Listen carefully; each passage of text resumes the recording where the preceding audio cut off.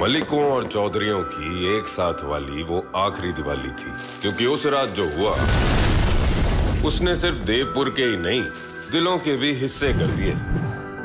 मन्नत, जीत और मैं, देव, दुश्मनी के किस्से हमारी दोस्ती से बड़े हो गए। बॉर्डर क्रॉस की तो ईसा ना हो कि पायल के लिए तेरे पैर ही ना बचे। देव भाई नफरत जैसे अमर हो गई। सालों बाद आई फिर दिवाली की रात, लेकर एक राज। पायल छूट गई थी ना? छूटी नहीं थी, छोड़ दी थी। दुश्मन से इतनी गुस्ताखी? दुश्मन इतना प्यारा है जो कुछ नहीं होगा। और अगर मुझे कुछ हो जाता तो? जब टकराएगी इनकी जुनूनियत तब बनेगी दीवानियत। इस सोमवार से शाम 6 बजे स्टार प्लस पर। ले जाएगी ना वो मेरे माधव को? ले जाएगी? हाँ था। ऐसा कुछ नहीं होगा। उसने केस किया है, केस जीती नहीं है। कोर्ट में देख लेंगे उसे। और अगर जीत गई तो फिर मेरा माधव उसके पास चला जाएगा। ऐसा कुछ नहीं होगा और ना ही हम ऐसा कुछ होने देंगे। नहीं अतर, ऐसा नहीं हो सकता। मैं माधव को खो नहीं सकती। मैं नहीं जी सकती माधव के बिना। एक पल के लिए मेरे आंखों के सामने से यहाँ वहाँ हो जाए तो मेरी सांसें निकल आती है। मैं कैसे रहूंगी उसके बिना?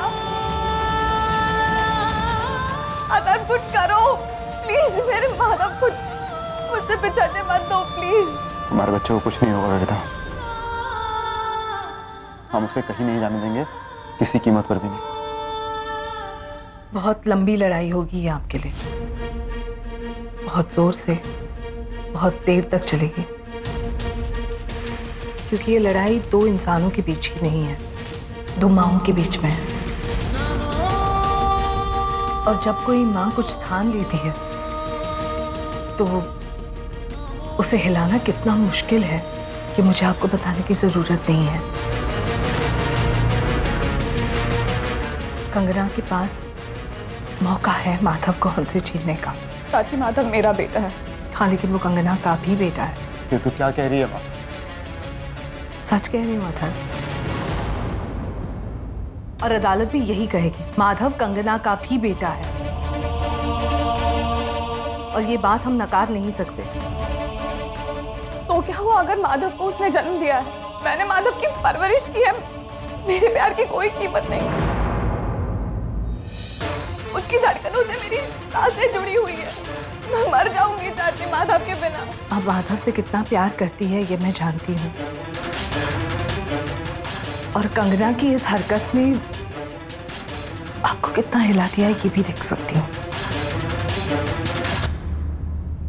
आप श्रद्धा रखें विविधा और सब्र करें।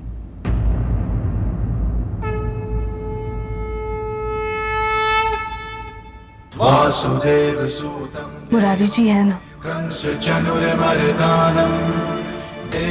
वो सब देख रहे हैं। क्या होना चाहिए क्या नहीं, ये सब कुछ हमें उन पर छोड़ देना चाहिए। और वैसे भी कुछ तय करने वाले हम होते कौन हैं? हमारे माधव ने मुरारी जी से सिर्फ उनका नाम नहीं लिया, उसकी जिंदगी भी तो उन्हीं की तरह है। एक माँ ने जन्म दिया है, एक माँ ने पाला है। देवकी ने मुरारी जी को जन्म जरूर दिया, लेकिन दुनिया भर में वो यशोदा के लाल के नाम से ही तो जाने जाते हैं विविधा। आप भी माधव के लिए यशोदा ही तो है। इसलिए कह रही हूँ, अपनी सारी ताकत इकट्ठा कर लीजिए। जब भी एक माँ अपने बच्चे के लिए लड़ती है तो वो किसी कीमत पर कमजोर नहीं पड़ सकती। माधव मेरा है, कोई छीन नहीं सकता उसको, कोई नहीं। हम ऐसा नहीं होने देंगे। मुरारी जी पर मेरी श्रद्धा है और उन्होंने भी अब तक मेरा साथ नहीं छोड़ा। आप हिम्मत मत हारिए और खड़ी हो जाइए। मेरे मुरारी आपके साथ खड़े होंगे।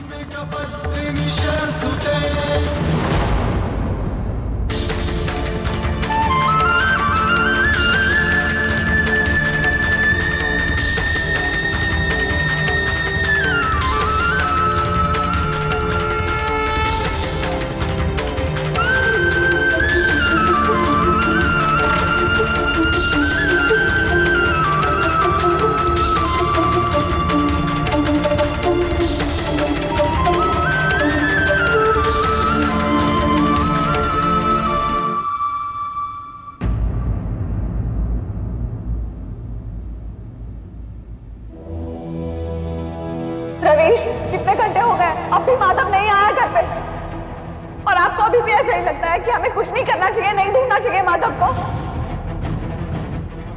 ये क्या है? अपने लॉयर से मिलने गई थी माधव की कस्टडी के लिए।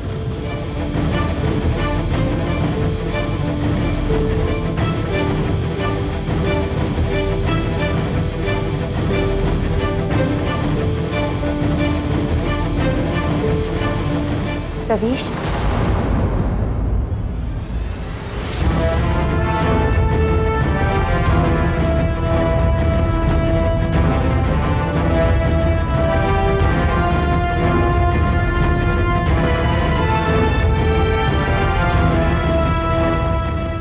अचानक सब कुछ कितना बदल गया। कभी नहीं सोचा था कि लड़ना पड़ेगा, सही के लिए लड़ना होगा।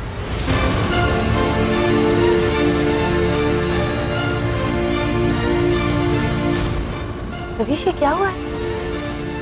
कुछ खास नहीं। आई थिंक नहीं, रहने दीजिए आप। ड्रेसिंग ठीक से नहीं हुई है। नहीं, मैंने कहा ना, आप सही मामूली खरोच है, ठीक हो जाएगी। It's okay. नहीं, आप दीजिए मुझे। मैंने आपसे कहा ना। जैसा आप कह रहे हैं वैसा नजर नहीं आ रहा है रवीश। लाइए।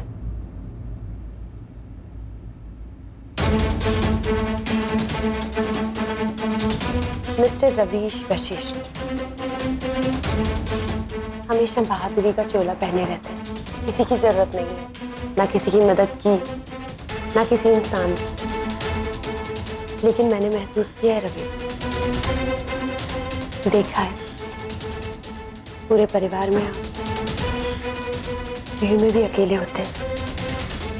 मैं समझ सकती हूँ आप कितने अकेले, अपने माँ बाप को खो दिया आपने। मैं समझ सकती हूँ अकेला रहना कैसा लगता है। आप भी अकेले, बिल्कुल मेरी तरह। कोई अकेला नहीं होना चाहता।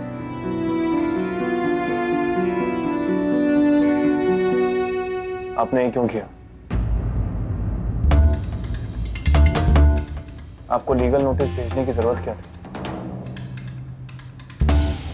मैं जानती हूँ कि आपको ये बात बिल्कुल भी अच्छी नहीं लगी होगी रवीश, लेकिन मेरे पास और कोई रास्ता नहीं था।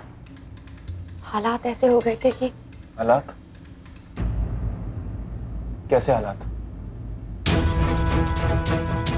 छोड़िए ना रवीश आप। अब मैं आपसे क्या कहूँ?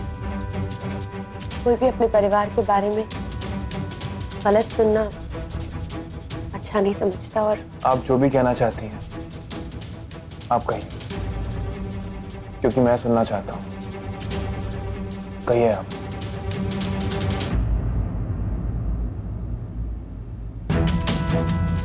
मैं विविधा और अथर्व को दोष नहीं दूंगी। उन्होंने बहुत कुछ किया है माधव के लिए, बहुत प्यार करते हैं उससे। और मुझे पता है कि आगे भी वो माधव के लिए बहुत कुछ करेंगे। लेकिन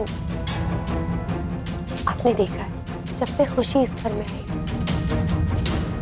तब से सबका ध्यान खुशी पर चला गया। और क्यों नहीं, खुशी एक नॉर्मल बच्ची नहीं है। खुशी उस जैसे बच्चे को पालना बहुत मुश्किल काम है। अथर्व और विविधा को पूरा कंसंट्रेशन उसकी तरफ रखना होगा। देखा है ना आपने माधव को, वो फील करने लगा है। वो देखता है कि सडनली सारा कंसंट्रेशन खुशी की तरफ क्यों चला गया है सबका। वो महसूस करता है। और मैं अपने बच्चे को इस तरह से ऐसे तो नहीं छोड़ सकती ना। आपकी चिंता जायज है, और वो इसलिए जायज है क्योंकि आप अथर्व और विविधा को इतना नहीं जानती जितना मैं जानता हूँ। खुशी के आने के बाद माधव के लिए उनका प्यार कम नहीं होगा, बल्कि बढ़ेगा। माधव के लिए उनका प्यार रत्ती भर भी कम नहीं होगा। लेकिन मैं पूरे दिल से सिर्फ माधव को चाहती हूँ। माधव ही नजर आता है मुझे हर जगह, और कोई नहीं। और वैसे भी और कुछ देखने को है भी नहीं। मैं चाहती हूँ कि एक माँ होने के नाते अपने बच्चे के लिए वो सब कुछ करूं जो मैं कर सकती हूँ। माधव के लिए सब कुछ करना चाहती हूँ कि मैं देखूं उसके लिए क्या सही है क्या गलत है। इतना कुछ होने के बाद मैं आज तक सिर्फ इसलिए जिंदा हूँ कि मैं अपने बच्चे की जिंदगी में थोड़ी सी जगह चाहती हूँ। आपको नहीं लगता कि माधव को मेरा हो जाना चाहिए?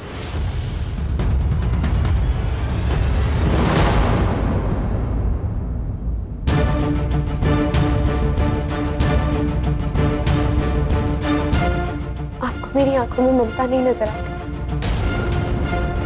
आपको नहीं लगता कि मैं सही हूं? कहीं ना रवीश, मैं गलत हूं?